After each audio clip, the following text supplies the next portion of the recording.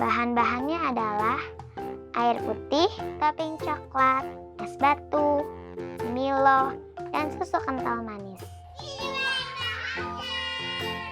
Sekarang kita ambil blendernya. Ayo. Selanjutnya kita masukkan air putih, lalu es batu, Milo, dan susu kental manis yang sudah dicampur gula ke dalam blender ya teman-teman. Oke teman-teman, saatnya kita blender. Setelah selesai, kita tuangkan Milo esnya ke dalam gelas. Lalu kita taburkan topping coklat dan wafer di atasnya.